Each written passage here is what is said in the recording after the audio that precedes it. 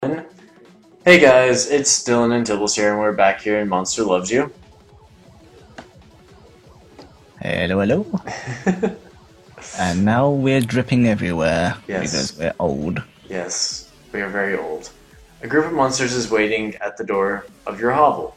They've seen your drippings. They know it's time for you to dissolve or ascend. Refuse to go, ask them to come back later, or go with them to dissolve or become an elder. So, assuming that one, right? Yep. The Elders of Omen surround you at the spawning pad. They build a fire beneath a small cauldron. Your body is squishing down. Examine the cauldron, be tested, dissolve, or last chance to run flee into the examine the cauldron, I think, right? Yeah, let's examine it. The rusty iron cauldron smells like electrical fluid and herds from the whaleness. It's empty now, but soon it will hold blood and slime from many monsters. Okay, be tested. Yes, let's be tested. The masked elder comes forward and says, "It's time to decide." All the elders growl and snarl. Watch. The masked elder claws herself. 3 drops of liquid splatter against the hot bottom of the empty cauldron. Thick vapor rises into the air. Was that blood or slime? Should we question it? Yes. You can't be sure. It depends on how much she respects you. Go on. The masked elder asks, "Who has already decided the fate of this monster?" Wait. A few of the elders approach the cauldron to add fluid to the collection. The liquid begins to bubble. Wait. The masked elder has placed 5 flat stones on the ground before you. She says, "Choose one. Chance will guide your claw. Look at the stones or pick a stone that looks good." Should we Look look at the at them? stones. Yes. Each stone is stained with old blood and polished by the touch of many a pop. You can't tell one stone from the others. So pick a stone that looks good, I suppose. The other I side guess of we the, fail. the other side of the stone is etched with a crude glyph. It shows a monster facing down a human. The masked elder says, "We will test your bravery." Fuck. Oh no. Could it be cleverness, honesty, or kindness? Seriously? Okay. I mean, our bravery's not shit, but it's not great. Be tested.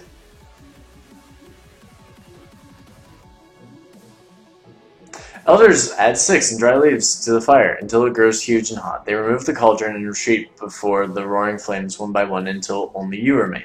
Stay near the fire, which requires high bravery, or dance through it. 50% chance you will die. Shall we roll for it? I think we should just go with high bravery, I think. But we don't have high bravery. It's high enough. Okay. If you say so. Less chance of dying. It's hot, very hot, and your body begins to pull away on its own. You gather your will and remain in place. Your excess slime begins to dry out and crack, but as the fire dies down, you're still here. You. Several monsters howl their approval and step forward, adding more fluids to the iron cauldron. Choose the next stone. As you reach for the stone, someone shrieks in the distance. All eyes turn in that direction. You realize you can peek under stones if you're quick. Cheat and peek under the stones. Affected by honesty. We can't do that because we're full honesty, so resist the temptation. You wait a moment and the shrieking dies away. All the elders turn back to watch you. Choose the next stone. The other side of the stone is etched with a crude glyph. It shows a monster holding one claw, speaking intently. The masked elder says, "Ah, honesty," but you have just passed that test. Smile and nod. Hey! You hold the cauldron which contains the portentous infusion. It's heavy. Look in the cauldron. You guys look in it. Well, looking at it doesn't do anything. Yeah, it's quite full and there's far more blood in there than slime. So Okay. drink it, and if there's enough blood in it, you'll ascend. Okay. Respect +1. You drink the bubbling concoction, then belch, and howl. Your body solidifies almost instantaneously. You are an elder now.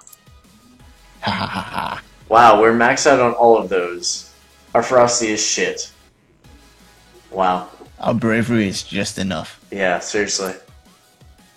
You are now an elder. You are welcome in Znak, the oldest of the monster towns. In this stage of life, if you play your cards right, you'll be able to affect both the way monsters view humans and vice versa. Use your powers of persuasion wisely. So that's still us here. We're still a glob. Yeah. So I guess this is like how much humans and people like each other, I suppose. So Okay, so what are we gonna do? Journey to Carmen or Politic? Politic, I guess. Let's see what we have here. Which one are we gonna do?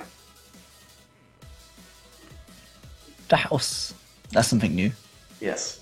Blistery proposes a new plan to keep an eye on the humans. What is it? We'll take over an abandoned house in Carmen, keep someone in there at all times, and take extensive notes on everything they do. Interesting idea. Several other elders seem to like the idea very much. They argue about where to establish their spy house, though. Carmen has many empty buildings. Which shall we use? Ruin everything. Suggest somewhere humans will look bad. Suggest a place that will encourage understanding, or fools who need many eyes and many buildings. So our cleverness is high, so this one will definitely work. Yep. So the expedition sets out immediately, hiding in the unused upper floor of the library that observes humans reading and learning. Make sure that they see that humans are smart. Hey, 38% increase. Monsters to humans. In short order, several others learn to read for the first time. They seem impressed with their unsuspecting human subjects. Okay, let's take a journey to Carmen. Let's go with animals. You decide to check out the Carmen Carnival, Mopsy recently mentioned. Following her map, you take lefts and rights and straight-ons until you look up and, uh-oh. Humans everywhere. What's that noise? And smell?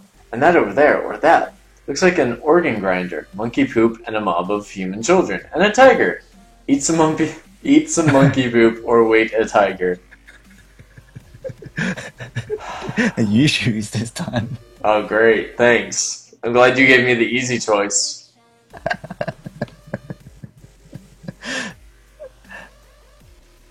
Fuck it, wait, a tiger? The tiger is running through the crowd, right through the middle. Actually, that's because the crowd is scattering away from the tiger. Aren't humans afraid of tigers? Come to think of it, humans are scared of tigers, and they usually keep them in cages, don't they? Ha, what a laugh. Cut off some humans' escape route. Fight the tiger before it gets away requires bravery, or tigers aren't that smart. Lure it away. Should we lure it away? Well, we've got more cleverness than bravery. Exactly. You climb up on a bunch of floating balloons, and with a flex, you pop. Your claws pop them. Pop. Humans view monsters, +8. Colored scraps fly everywhere. The tiger looks for the sound of the noise, spies you, and charges. You lead it out of town and away from the friend but safe humans. What do we do then? Did we eat it? I mean... Anyway, so what now? Let's go for a politic. Okay. Which one? Then an icon we haven't clicked on. I think we almost clicked on all of them. What about the sleeping one? Let's have a look. You're just concluding a thrilling speech to other elders. Finally, something goes smooth. And then somebody... What in Zach is that noise? Old Hamrak fell asleep in the middle of your speech. Again, his pig-like snort and 4 nostrils give his snorts a poignant yet thunderous quality. Cough gently. You'd have better success whispering at the moon. Hamrak keeps snoring. Talk louder to be heard over the snoring. Hamrak wakes up. He looks around and says, you know, humans are pretty nasty. They sharpen rocks and cut things with them. Also, they kill each other all the time. Explain that humans don't do that anymore requires honesty. Established authority by fighting Hamrak requires really with Hamrak that humans are primitive creatures. So well, we kind of maxed out on honesty, so there's no way Hamrak can not listen. Fight against that. Yeah. +18. You remind everyone that Hamrak's information is far out of date. Humans forge knives now, and they only rarely kill each other. The old snouter says, "Suppose you're right." Okay, let's go back to Carmen, and let's flee. Alleys are a great place to find artifacts, less so to find fat, small, crying human children. So it's said. What of it? Once a small, fat, small child wanders over to you, clutching a lollipop. Ask it what's wrong, hightail it out of there. Children are a delicacy. Feast. Wow. Let's see what you would do. I want to ask it what's wrong. Okay. Human child says, I'm lost. Do you know how to get to Plow Street? I think I stepped in poop. Plow Street and poop. Oh my god. Well, I'm assuming that we should use our kindness to our best ability. So, I guess so. The child hiccups as you take its hand in your claw, keeping to the alleys and shadows away from always wary of adults. You wonder until the child recognizes its home. Au revoir. The child runs to his home. He's scooped up by a bigger human in a flowered hat. The bigger human croons to the little one. The last thing you hear as you sneak away is the child. Yes? Plus 18. A monster helped me get home, Mama. It was really nice. Okay. Alright. Yes, we're helping. What do we do now? So I guess what happens is that if we journey to Carmen, we can gain influence For the humans. on the humans, for the Yeah. humans, and if we politic, we gain influence for the monsters. Let's go for another Carmen journey. Okay. What should we do? They all look pretty risky. Let's go for the one that looks like he's climbing over a wall. Let's do that. Okay. You watch as an elderly human tries to fix his house. He looks up at the leaky roof with a sigh as it starts to rain and goes inside. How bad is the leak? Looks like a trickle of water will get into the attic from the storm. It might do some damage to the human's house. He also left his tools out. Steer clear is too dangerous. Brave the rain and danger to repair the roof. Requires bravery. Kindly protect his tools from the rain. Requires kindness. It's only letting in some of the rain. Fix it. Oh my god, should we just be kind?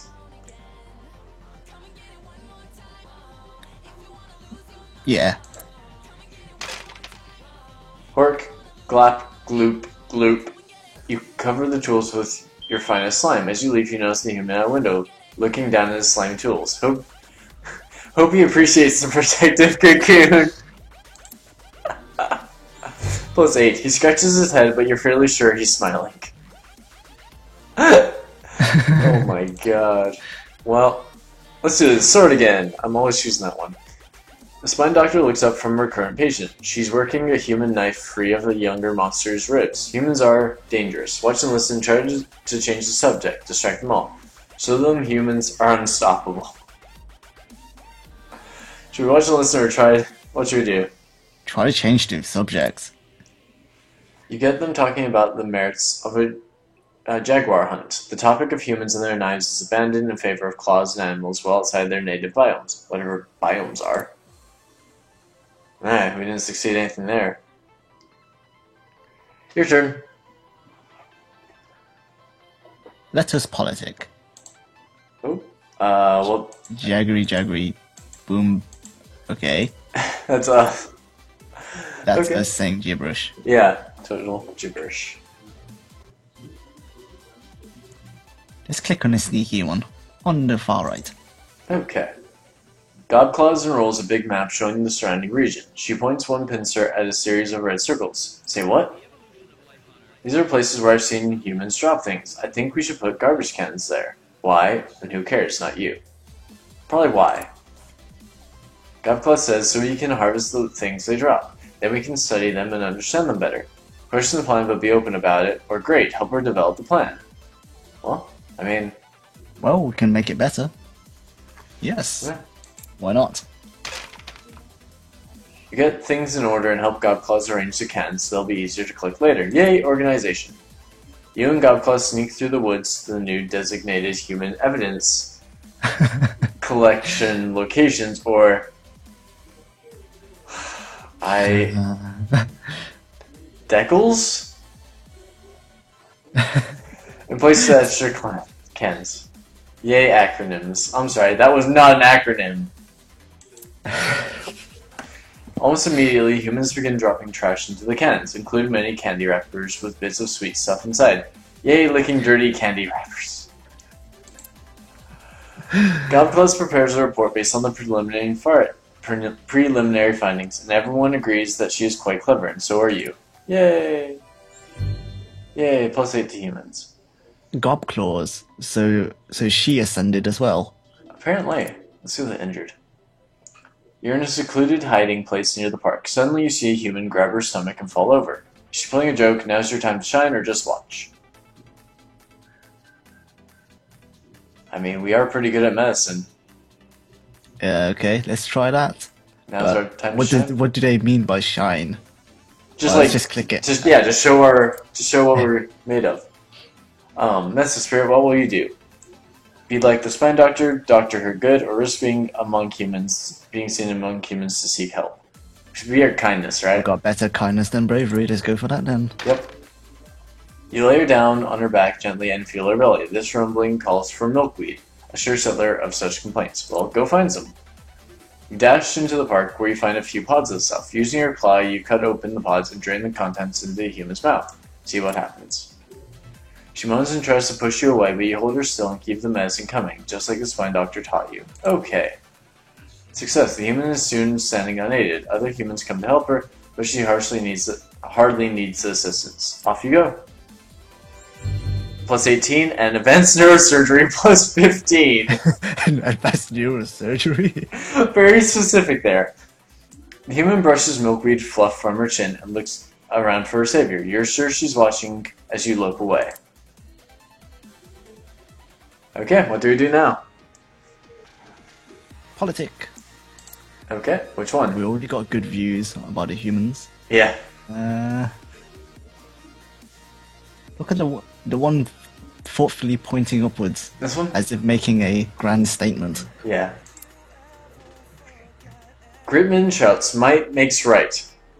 Proofrock replies, not always. We should talk more like the humans do. Agree with Proofrock, debate is powerful. Show them what might is right is wrong. And humans talk, show them how monsters do. Let's use our honesty. You explain how humans can come to a decision as a group without slashing or biting anyone. The other elders are intrigued by your words. Go on. Plus 18. When you start describing voting, they lose interest, but they agree that words hold great power. Voting's boring, fuck that. Well, an older human and many children sit in rows in a hot, echoing room. The older human drones on while the children look at everything but him. The window, the clock, even your hiding spot. What is the older human saying? He's telling them about lifeology. Lifeology, you know about that, but judging from his expression, he doesn't seem to find it very interesting himself. Step in and teach him how to teach, or stir things up, disrupt their doings. Let's teach him how to teach! Show him how to teach. Hey, y'all. Oh my god. You bust into the classroom and everyone stops to stare at you. For one precious moment, nobody does anything. Tell them about the workings of living things requires cleverness, or teach them about the attitude behind doctoring requires kindness. We could do both. Either, actually. Yeah. Should we do doctoring though? Yeah.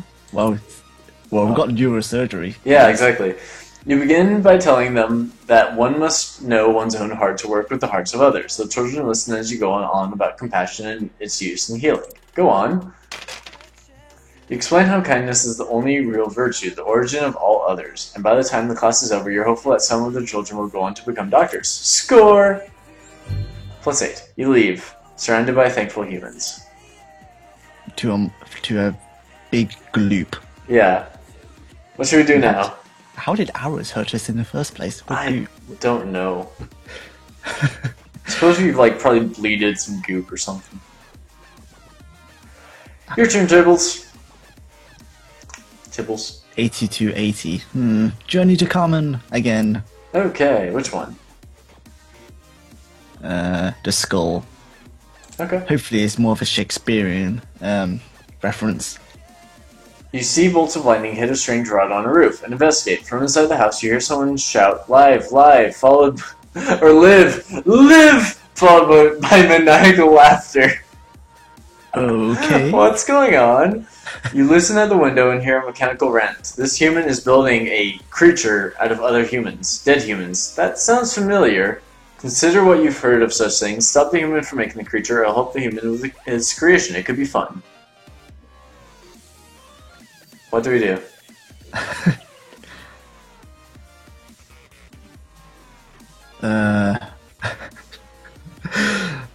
Okay. I don't really know. Should we consider? Yes, consider first. Someone did this a while back in the mountains, and they made a creature alright, but it was more like a monster, and it did some bad things, and in the end, a lot of monsters got killed because of it. Okay. So should we stop him or help him? Let's stop him. Yeah, I like the idea of stopping him too. This plan's bad for the humans who live here, and it'll make things hard on your fellow monsters, most likely. You set your mind to stopping him, but how? Cleverness or bravery? Yeah, cleverness is probably the best way to go for us, right? Cleverness is our way. Upon consideration, you decide to stop the flow of lightning at the source. As you snap the rod in two, the lights in the house go dark. From inside, the human lets out a wail. Time to go. Hey, plus 18. More humans smash on the door and below and discuss the matter with the shouty one. They have pitchforks and torches. One nods to you. You did us a boon. Okay. Nice. Well, let's politic. Let's do the puddle. Elder Prudence is tiring of the debate about living alongside the humans. Listen to her argument. Prudence says they can't even eat a squirrel without killing it first. Their bodies are only slimy around their assorted holes. Why bother to talk to them? What the f... We're best off keeping our distance forever. She slumps down, disgusted. Accuse her of cowardice, unbefitting a monster. Humans kill their food to spare them pain. Just drool on her. Wow. Or agree with her. We should probably be kind, right? Yeah. Success. One elder agrees with you. It makes sense. A series of grunts and snarls follows. The crowd agrees that this explanation speaks well of the kindness of humans. Okay, Temples, your turn. We have 2 days. Might as well politic. The humans are almost 100%, so might as well work on the monsters. Yep, which one? Laughter. Laughter? Of course you. Yes. Greedblitz puffed up with Syllabic. Greedblitz, puffed up with multisyllabic importance, addresses the other elders. My fellow monster, he begins. I propose we meet the humans halfway. What, in that meadow near the forest? No, he clears his throat. I think we should learn from them and adopt human ways to become more civilized. Agree and explain some human innovations. Yes, I've learned much watching their hunters. Here, start an exploration committee to look into the matter. Or yes, we should use their tricks against them. We should just use a clever one, right? Yep. Nice. You make a persuasive case. Under your tutelage, the other gathered elders learn much about organization governing the human way. Okay, my last choice. Let's do this one.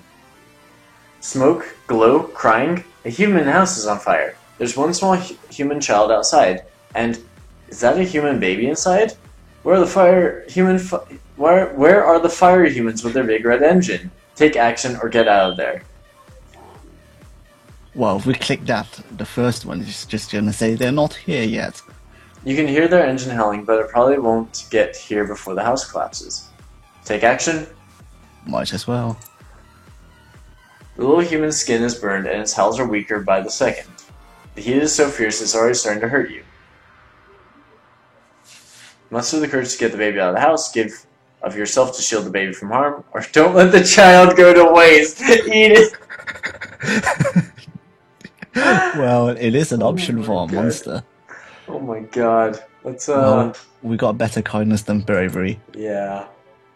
You feel like the fire is inside you now, as well as all around you. You can spit up as much slime as you can to protect the baby, but it stops breathing. Keep the child safe. You force what little breath you have left into the human child's lungs, shielding his body with your own as the flames grow hotter. Keep at it. It coughs and spits and starts to wail. Humans are putting out the fire now, and you stagger to them, holding the baby for them to take. It clasps your hands with your claw with one tiny hand. Humans, run away! Neurosurgery plus 10. Behind you, the humans cheer. If only every human felt this way about every monster. Okay. Okay, we're kind of maxed out everything now. Yeah, I think as you walk through Portland Square, you think on your past. You've lived a good life, but the one thing you were never able to gain was phenomenal respect among your peers. Who cares? Though monsters have always feared and loathed humans in the past, your work towards improving relations has paid off. Monsters have come to respect and like them. Well done. Grand! Meanwhile, humans who once hated all monster kind have come to understand that monsters aren't terrible, evil things. Rumor has it that humans think pretty well of you. Okay.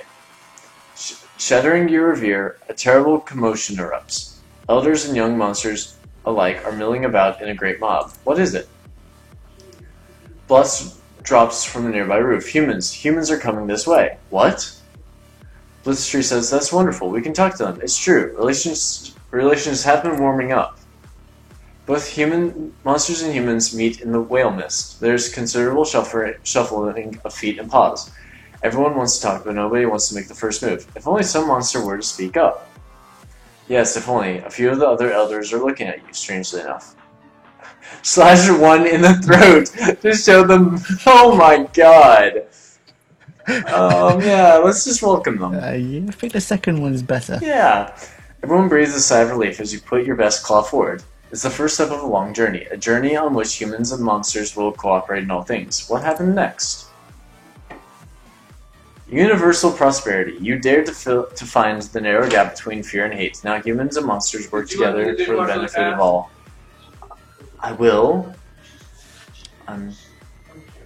Not too long. And then we click yep, and that's it. Yep. And so monsters and humans worked, lived, and played together for many happy generations to come. Hooray for the future. The end. These were our final stats. Yeah, we were never well respected, but we were good. And I guess that's it, guys. How did we manage to get a good ending? By having humans and monsters all be friendly with each other? Yes, but how did I help you get You're right. It's a more specific question. How did we manage to do that? I mean, I can understand maybe me, but Tibbles, I mean, is fucking here. How the fuck did we manage that? That's not expected. No. Maybe Ari, if she played it, would have worked towards that Good. ending. Yeah, no, but you're fucking here. Like, you were fucking sensible. It's like, holy shit, Tibbles, what's wrong with you? Are you sick today? I mean... Me sensible? No way. Yeah, no, that's not gonna happen. Oh boy. Well...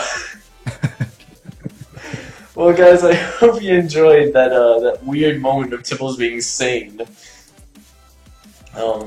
Yeah, we had fun with that, right, Tibbles? Yeah, that was a really interesting game. Yeah. I don't know if I'll ever play it again for you guys, but, you know, it was very fun to play. Maybe later on with Ari. Maybe. We'll just have to see how it goes. Anyway, guys, I hope you enjoyed. I hope you enjoyed me talking a lot. And we'll talk to you guys next week, I suppose, with something else. Until then, peace.